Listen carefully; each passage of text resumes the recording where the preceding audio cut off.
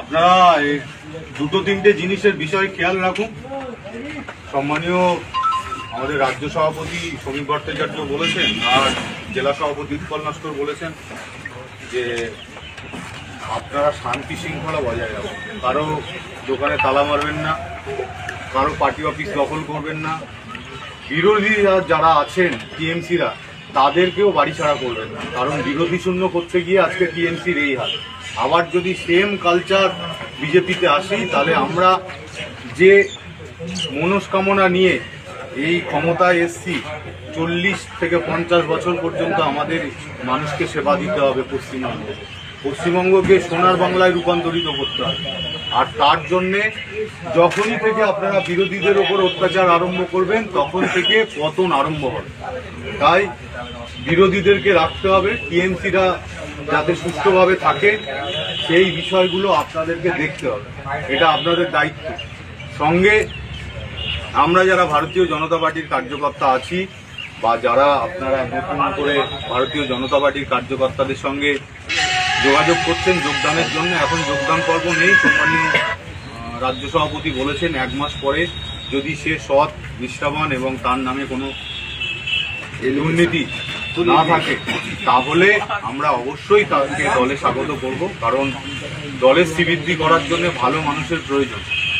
আর আপনাদের এই জায়গায় এখানে যাতে সমস্ত মানুষ সঠিকভাবে তাদের কাজকর্ম বাজারে তাদের সুষ্ঠুভাবে তাদের কেনাবেচা হয়, সেই বিষয়ে আপনারা যে কমিটি আছে তাদের সঙ্গে বসে প্রয়োজন পড়লে একটু 19-20 করে কমিটি রিসাপেল করে যাতে বাজার কমিটি ঠিকঠাকভাবে চলে সেই বিষয়টাও দেখে নেবেন।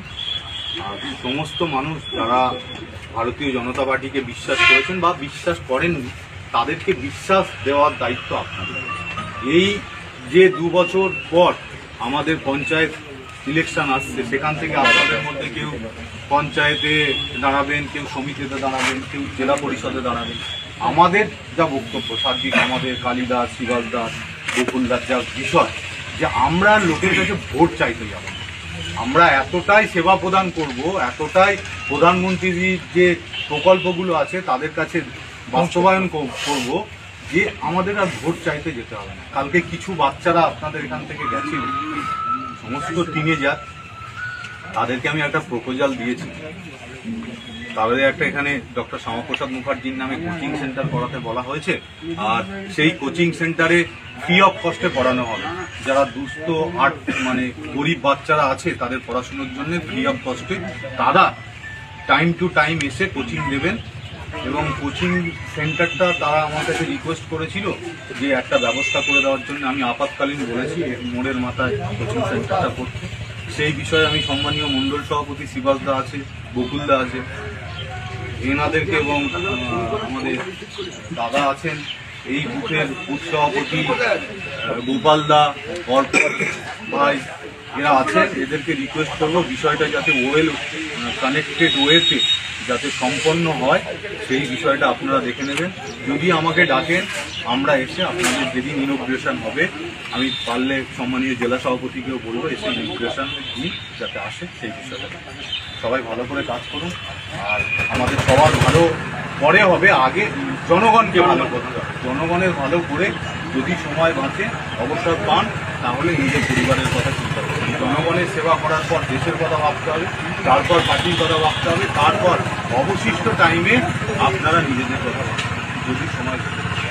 তাই এখানে বেশি অ্যাকোমোডেট না হয়ে আমাদের সম্মানীয় রাজ্য সভাপতি বলেছেন আজকের পর থেকে কেউ ফ্ল্যাগ, টেস্টিং, পতাকা নিয়ে আপাতত যেই অ্যাটমসফিয়ার আছে করবেন না। কালকে শপথ গ্রহণের পর একদিন থানার পারমিশন নিয়ে প্রশাসনকে জানিয়ে আপনারা একটা বিজয় মিছিল বার করে যাতে সমস্ত রাষ্ট্রবাদী মুসলিম এবং হিন্দুরা জাগ্রত হয় সেই বিষয়ে আপনারা নির্দিষ্টভাবে সিদ্ধান্ত নেন। এটা বিষয় ছিল। আমাদের বিভিন্ন জায়গায় যেতে হবে। আপনাদের এখনো অনেকেই জানেন না, আমাদের তো ব্লক সভাপতি নেই, আমাদের মণ্ডল সভাপতি হয়। 3টে করে অঞ্চল নিয়ে একজন সভাপতি হয়। আপনাদের এখানকার মণ্ডল সভাপতি ভাই শিবাস লড়িকই কার্যকর্তা দীর্ঘদিন।